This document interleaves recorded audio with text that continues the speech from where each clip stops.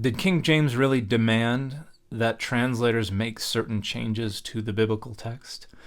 Hey everybody, I'm Dan McClellan. I'm a scholar of the Bible and religion. What up, party people? And the answer is not really. King James didn't have much direct influence over the translation choices that the companies of translators made. The most direct influence that he exercised was in the issuing of 15 rules of translation that were sent to Richard Bancroft and that he issued to the company of translators. And here are those 15 rules. And probably the most influential are the first, which requires that they execute a very conservative revision of the Bishop's Bible, first translated in 1568.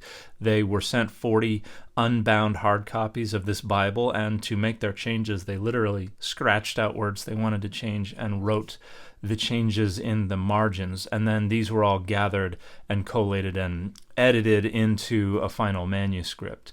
Another influential rule was that there were to be no marginal notes apart from whatever was necessary in order to explain the meaning of a word. And this is probably where King James's own personal ideologies come through the most, because he did not like the most popular Bible translation at the time, the Geneva Bible. And in large part because of its anti-monarchical tenor.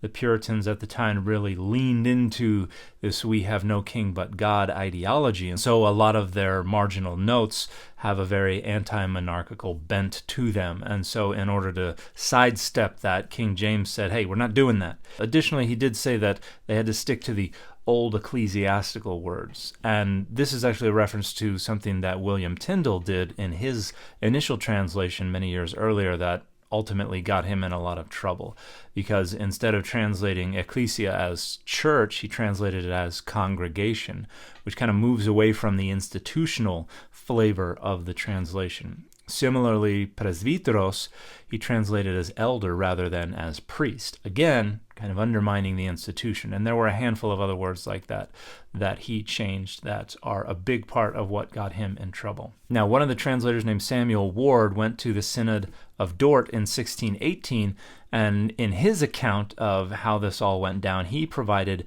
these rules of translation that they followed, which are a lot less than the 15 that Richard Bancroft originally drafted and are different in some ways.